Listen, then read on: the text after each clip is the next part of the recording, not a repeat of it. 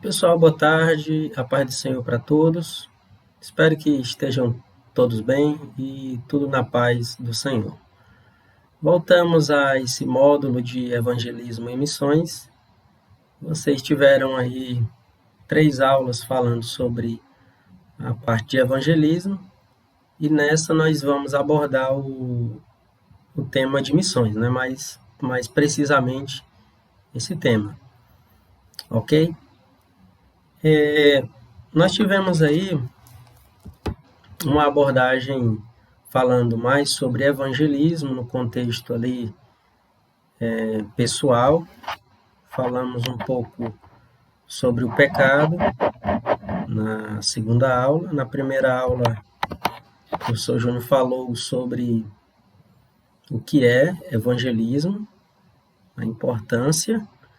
O professor Aleph falou sobre o pecado, que é a doutrina, que é uma janela de abertura para a gente falar para os perdidos, essa doutrina do pecado, muito importante.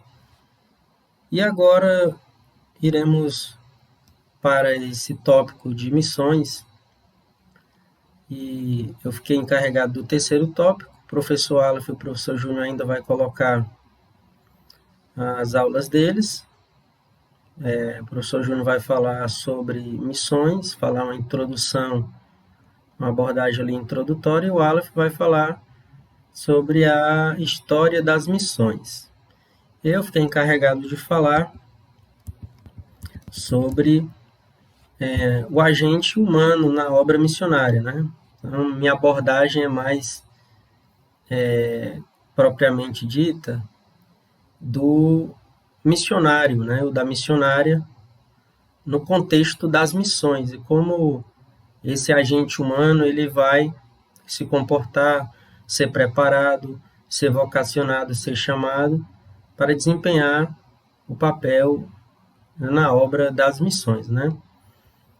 Então, tendo em vista essa introdução, a gente vai falar aqui já sobre esse terceiro tópico, que é o agente missionário na obra das missões, né? Vou disponibilizar, já está colocado, na verdade, na plataforma do Classroom, o slide dessa aula, tá bom? Então, se vocês quiserem ter acesso para passar na igreja de vocês, ou se vocês quiserem imprimir para depois estudar, ou talvez até mesmo acompanhar nessa aula, eu vou colocar aqui numa apresentação de PowerPoint, mas depois ficar de seu interesse de estudar, vai ficar disponibilizado lá no Classroom também, junto com a aula, tá bom? Então, iremos aqui já para o slide, tá bom? Então, vamos lá. Como vocês podem ver aí, nós vamos estudar esses 4 pontos aí do tópico 3, que é o agente humano na obra missionária, o que é um missionário, o preparo de um missionário e desenvolvimento e método evangelístico, tá bom? Nesse primeiro ponto, falando sobre o agente humano na obra de Deus, eu destaco esses 4 pontos aí. O primeiro é que, evidentemente, que a obra de Deus está intrinsecamente relacionada com a obra da igreja, numa espécie de sinergia, ou seja, de cooperação, de trabalho em dois, né? Sinergia vem da ideia de trabalho em conjunto com o mesmo propósito. E essa é a ideia da igreja. A missão é o trabalho, a obra que a igreja tem que desempenhar. Só que antes de ser uma missão, uma obra da igreja, é uma obra de Deus. Então, é uma obra em conjunto. Deus fazendo e a igreja também cooperando junto nessa obra. Então, da parte de Deus, nós temos a chamada, Deus chamando, Deus capacitando e Deus enviando. A igreja, ela obedece o chamado, ela é capacitada e ela é enviada. Então, a primeira coisa que nós temos que observar, falando sobre missões, é que antes de ser um papel desenvolvido pela igreja e pelos missionários, pelas missionárias, pelos evangelistas, pelos pastores, antes de ser desempenhado por esses homens e mulheres, a missão ela tem um caráter divino, certo? Nasce no coração de Deus, é da vontade de Deus as missões, e depois de Deus tendo essa vontade, ele de forma soberana escolhe aqueles que irão desempenhar esse chamado, tá bom? Então, no ponto 2, a gente destaca o seguinte: Deus não ordenou aos seres angélicos a obra das missões e evangelização no mundo, mas ao homem é dada essa designação. Outro ponto vale destacar, obviamente, é que Deus não deu essa comissão de anunciar o evangelho aos anjos, né? Nenhuma ordem de anjo é dada a missão de anunciar o evangelho.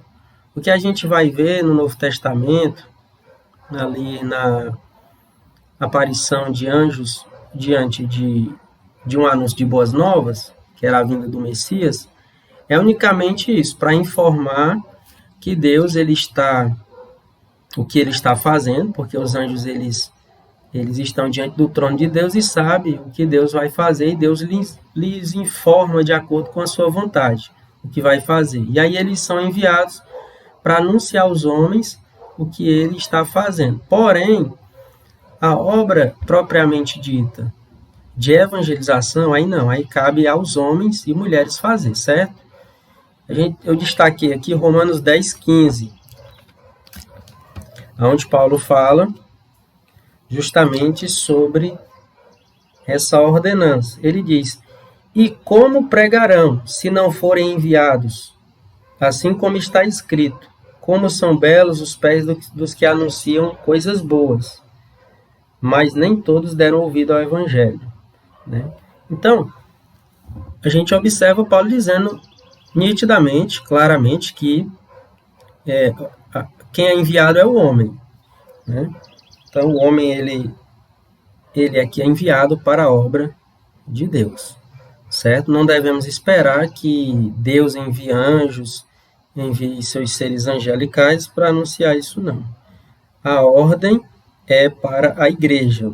Como crerão se não há quem pregue? Quem prega é o homem, o mensageiro da mensagem do evangelho é o homem, ok? Terceiro ponto, nós temos no exemplo de Cristo, né? Devemos observar o compromisso em realizar a obra do Pai depois da ascensão aos céus. É dada aos homens a ordem expressa de evangelização. Então, temos uma ordem expressa, não é um pedido, não é uma ordem.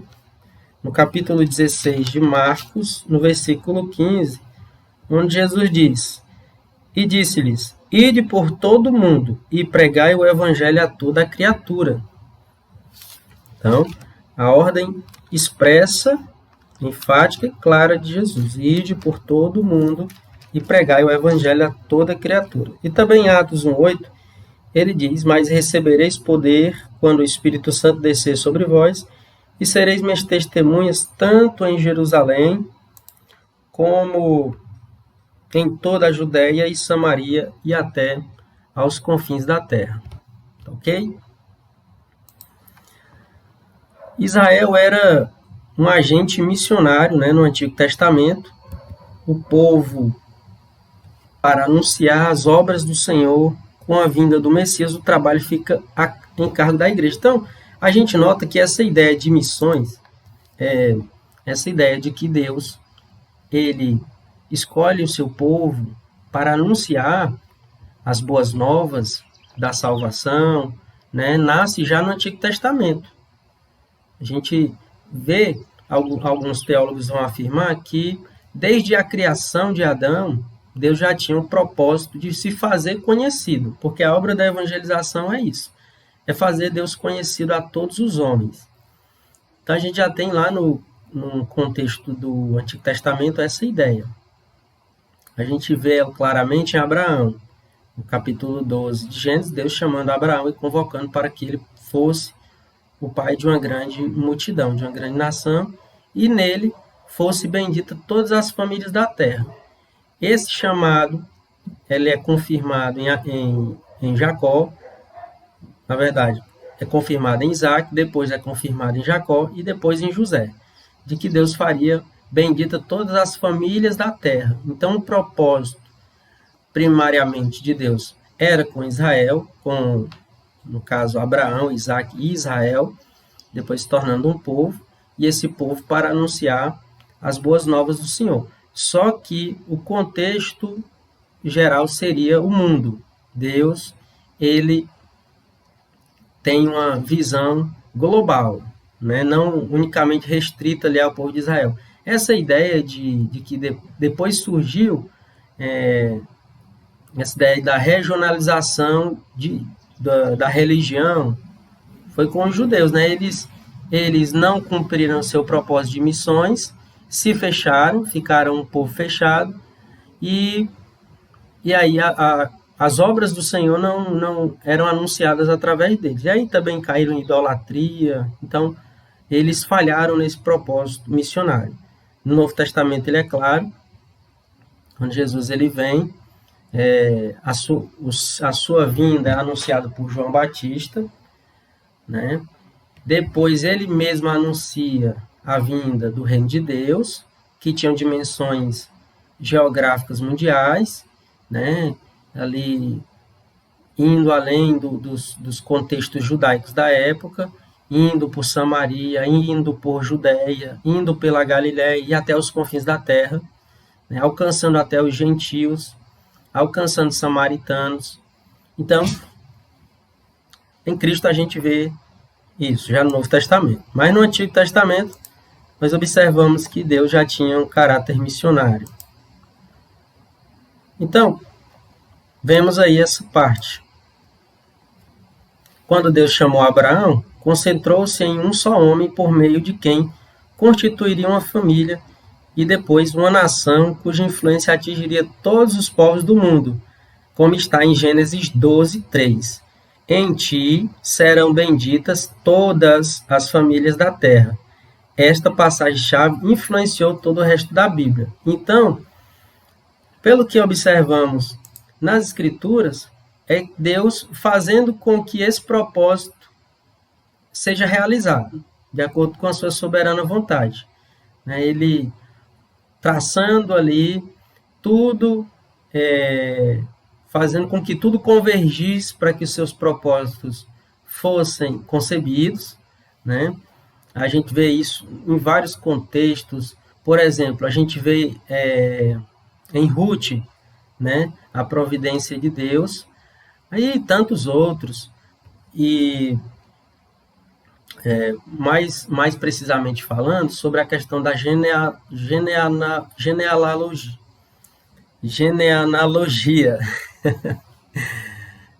de Jesus, né? A gente vê que até a própria Ruth, ela participa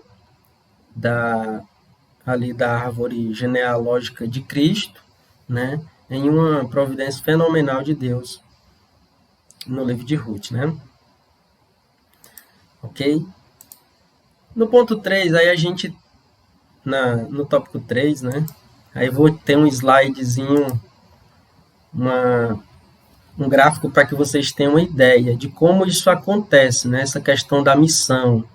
A gente nota aí de dentro para fora que a missão, primeiramente, ela tem um caráter intrínseco em Deus.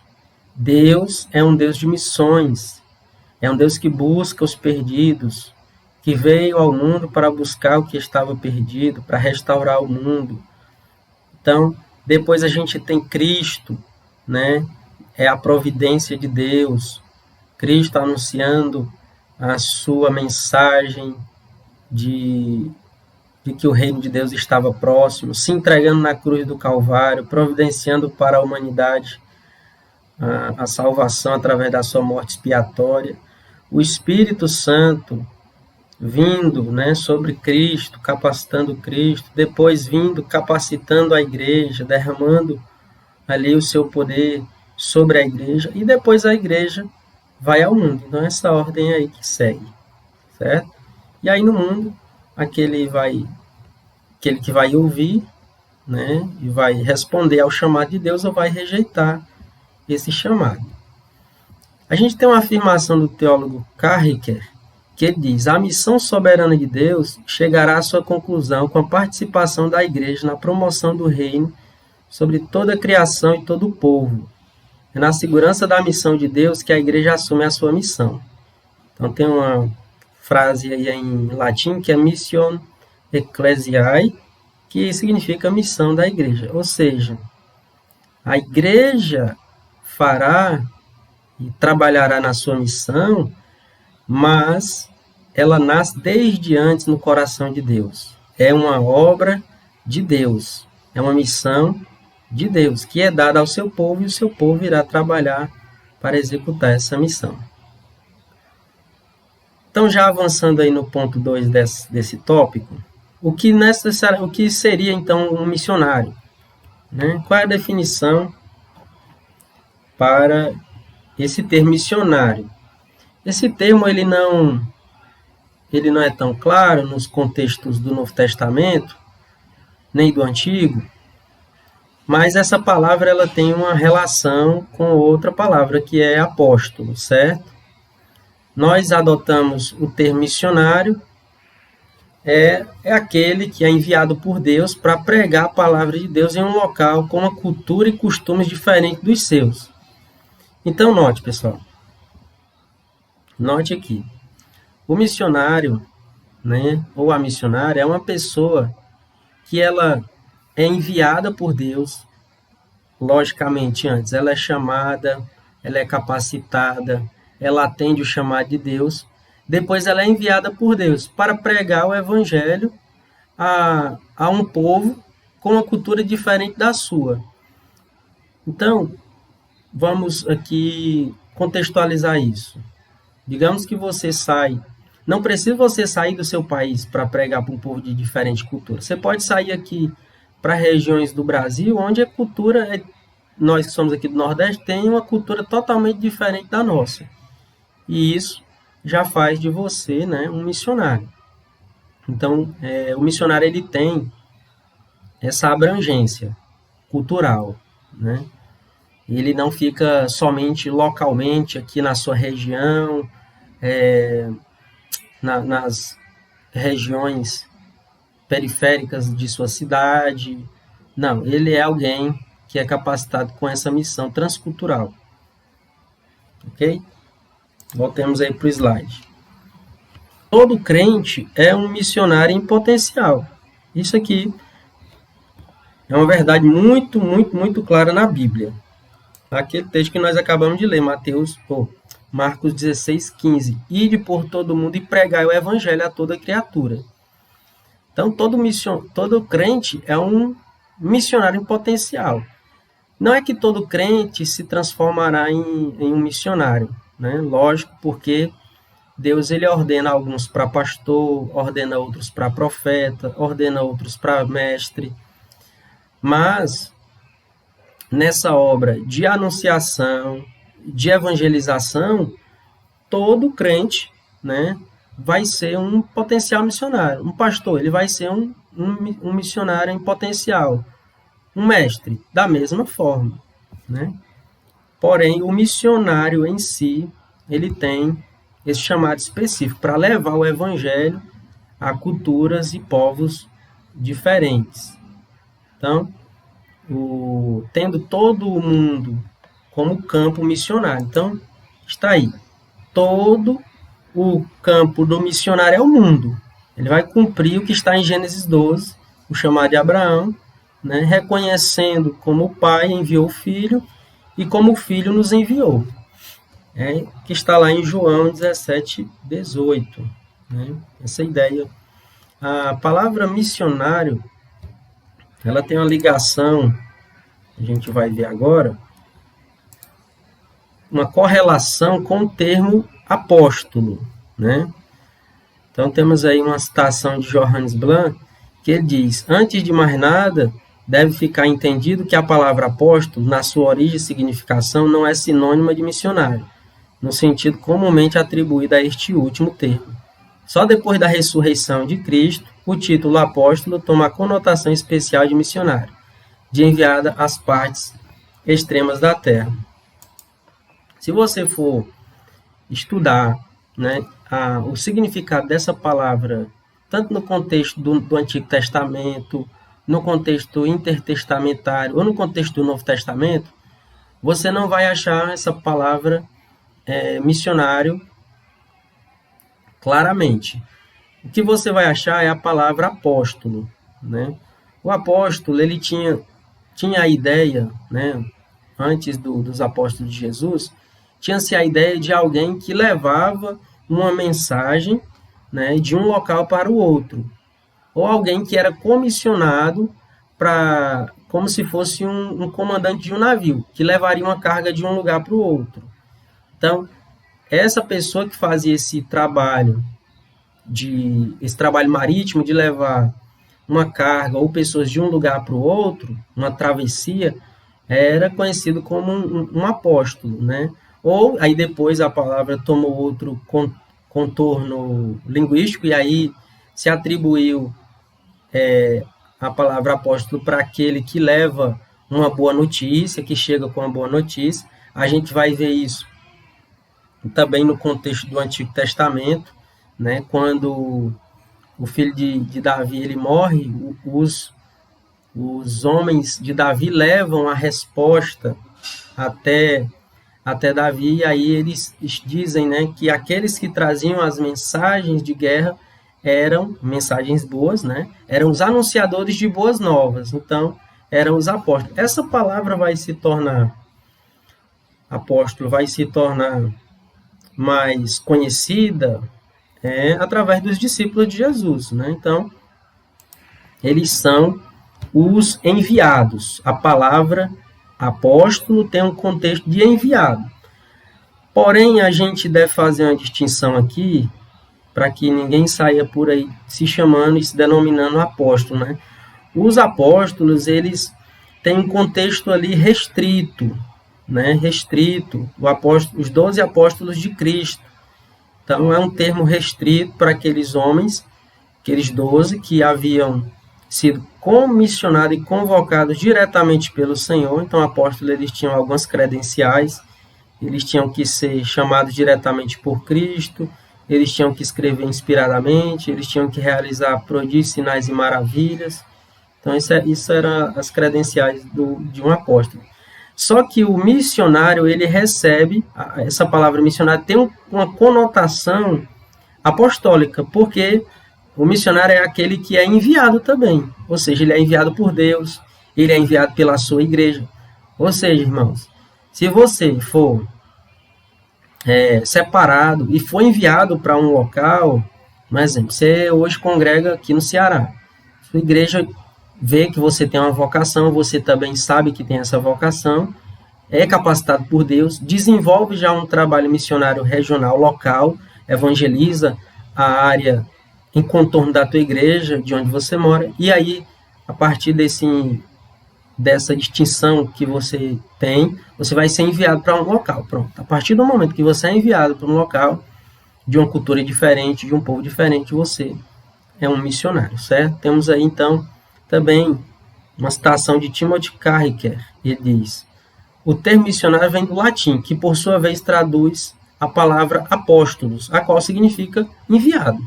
Então, o missionário é enviado, o enviado, né?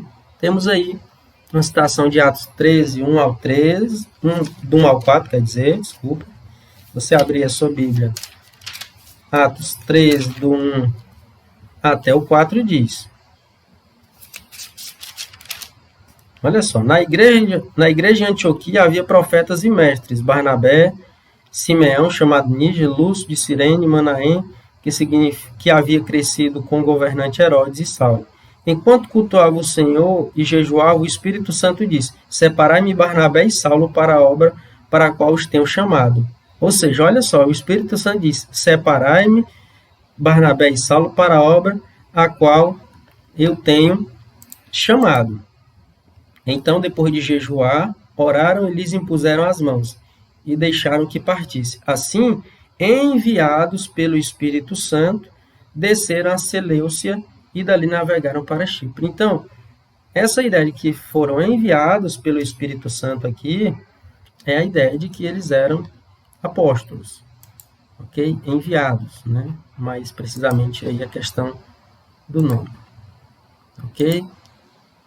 Temos também aí uma diferença entre o missionário e o evangelista, né? O evangelista, por vezes, é denotado alguém que leva o evangelho dentre os termos de sua cidadania. Por outro lado, o missionário é imbuído de levar o evangelho em lugares e regiões distantes, desculpa, até os confins da terra, ok? O evangelista é aquele que faz o trabalho mais local, certo? E o missionário é aquele que vai nos lugares mais distantes. A diferença está no aspecto cultural. O primeiro estará familiarizado com as questões cotidianas, onde estará evangelizando. O segundo terá o desafio de conhecer a cultura do povo onde evangelizará. Veja que o missionário ele tem um trabalho duplo, né? Além de conhecer o que deve conhecer ali a palavra de Deus, manejar bem a palavra de Deus, estar preparado para os desafios ali da evangelização, o missionário ele tem ainda essa questão da cultura, ele vai ter que conhecer, ele vai ter que estudar, ele vai ter que conviver com aquela cultura, né? Ele vai ter que sair ali da sua, que sempre viveu ali do seu contexto social e vai sair para uma cultura totalmente diferente, ok? Aí nós temos no ponto 3 do tópico 3, o preparo. Esse homem ou essa mulher, missionário, vai ter que se preparar. Lógico, não esqueçamos aqui que além dessa preparação humana, existe uma preparação celestial, onde Deus prepara, capacita, né? Paulo ele diz, Deus não chama os capacitados, né? Mas capacita os escolhidos. Ok? Porém, temos um aspecto de preparação que nós temos que fazer. Nós, os que têm o chamado para as missões. Temos aí alguns aspectos. Primeiro, espiritual, certo? Que engloba oração, jejum, leitura constante e metódica da palavra de Deus. Isso aqui, é claro que você já deve saber muito bem. A oração que vence as barreiras, que quebra todas as barreiras, dificuldades diante da pregação do Evangelho. O jejum também tem essa função. Há castas de demônios que só saem com jejum e oração. Uma leitura também constante e metódica da palavra de Deus. Claro, aquele que faz missões e evangeliza, ele deve manejar a palavra de Deus, porque a evangelização é a pregação, né, o anúncio da palavra de Deus. Também é importante, pessoal, destacar o aspecto educacional do missionário. Por quê? Não estou dizendo aqui também que só pode ir para as missões quem tem graduação, pós-graduação, não é isso.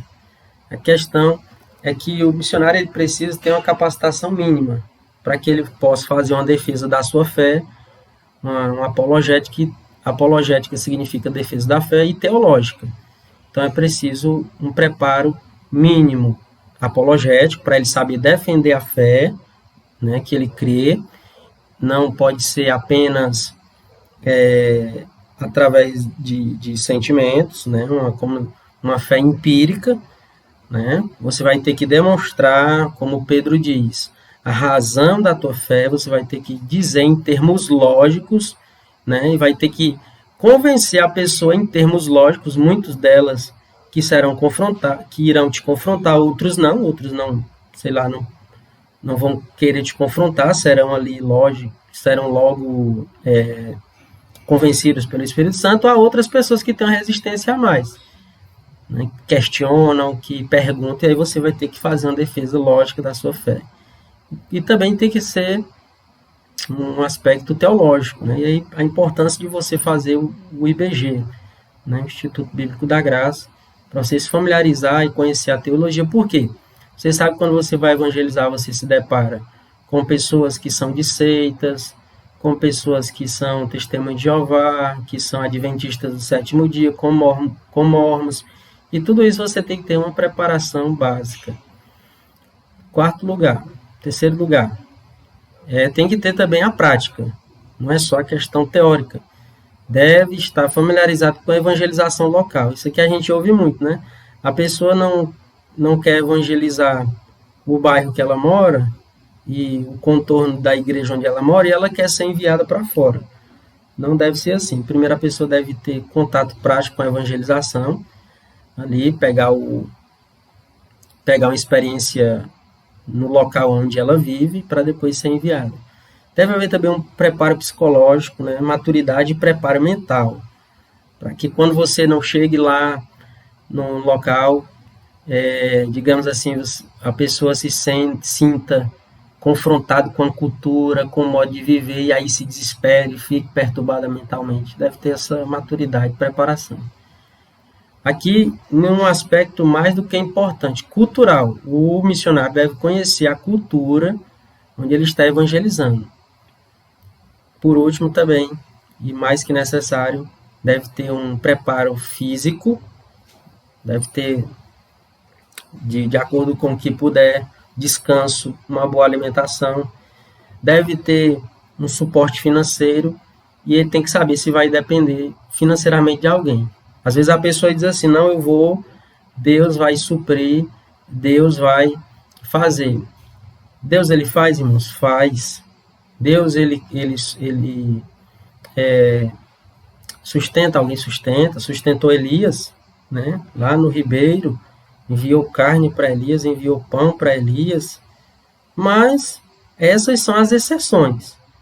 O que deve se fazer um missionário é, antes de ir, saber se a igreja vai dar um suporte ou se ele tem sustento no local onde ele vai, né? Tem uma família, tem um emprego, e aí, sendo assim, tudo bem. A questão da cultura, né? Eu falei, é impossível ser, como diz aqui, é impossível ser um missionário eficaz, né?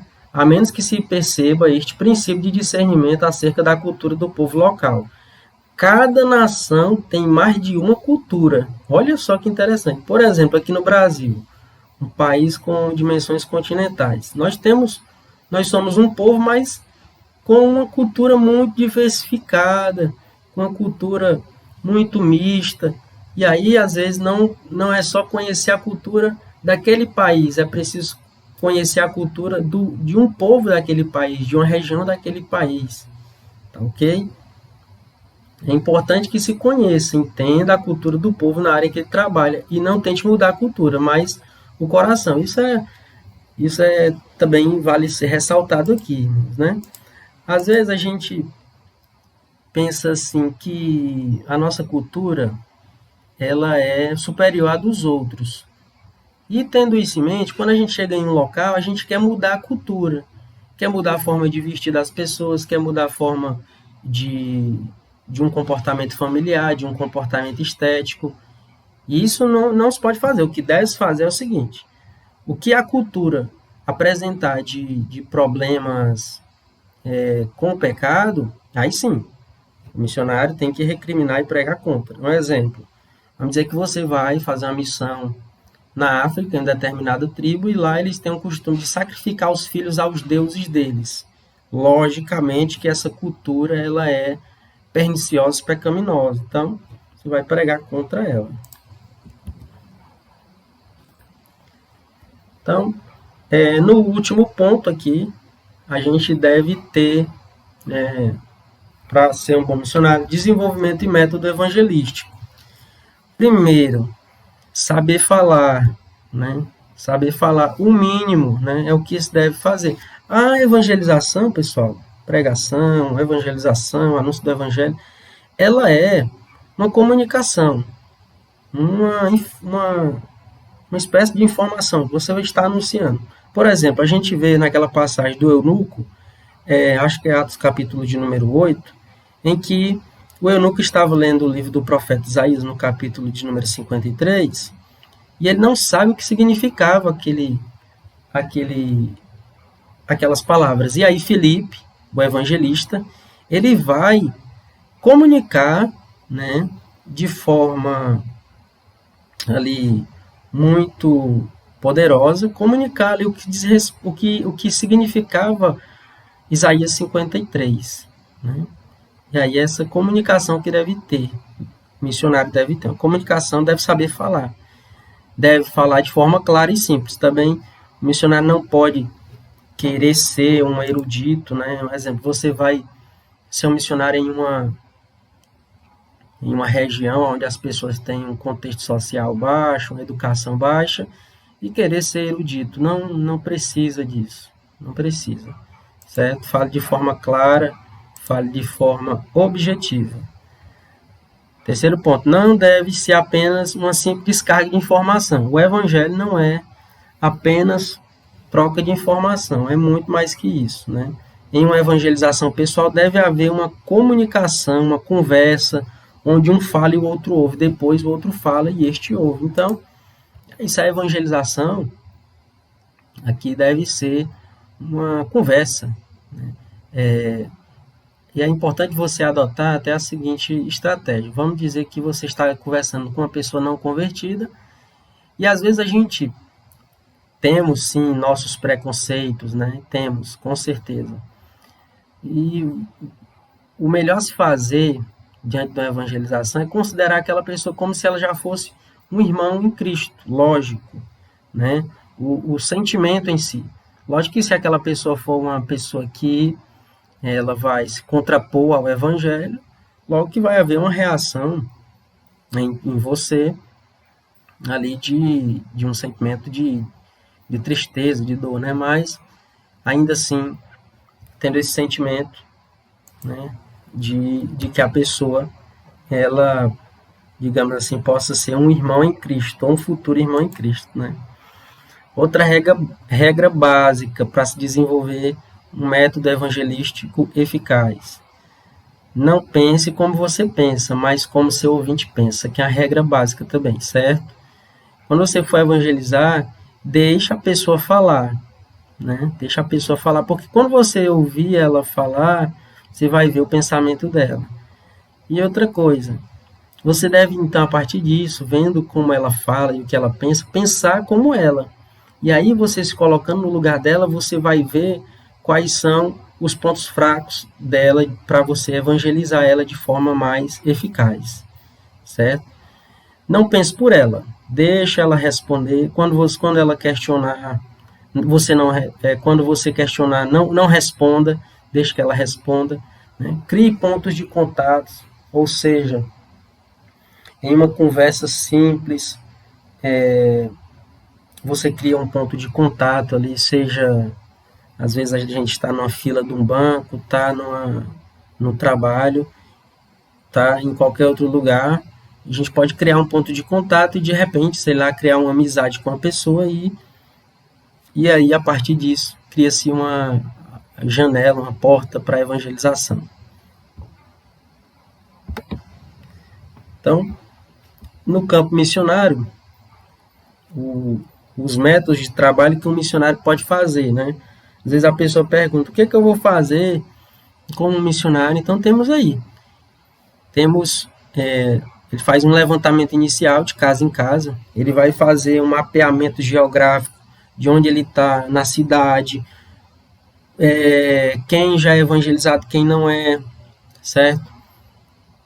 Tendo feito isso, ele vai fazer cultos públicos em lugares públicos, seja em presídios, em carcerais, conselhos tutelares, associações, vai fazer cultos ao ar livre, pode fazer culto semanal nas escolas, dependendo do local, dá para se fazer um culto nas escolas, culto nas congregações, falando um culto sobre missões, em atividades cívicas, atividades esportivas, né? Em um devocional, em um curso de treinamento para iniciantes, você pode fazer discipulado, você pode dar curso para formação de líderes, cursos bíblicos, você pode anunciar em programas de rádio, pode ter um horário para aconselhamento, né? Ou uma bienal de livro e vários outros exemplos de trabalho que um missionário pode desenvolver em uma área.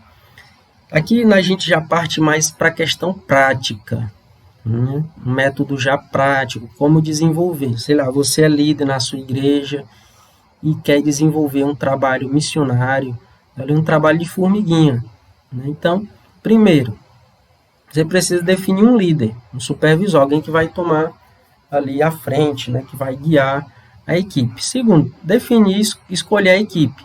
Pessoas que têm vocação, pessoas que têm a disposição, têm o chamado para essa obra.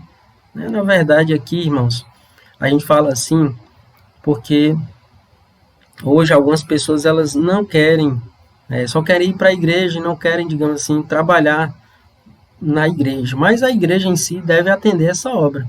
A equipe aqui deve ser a igreja toda, certo?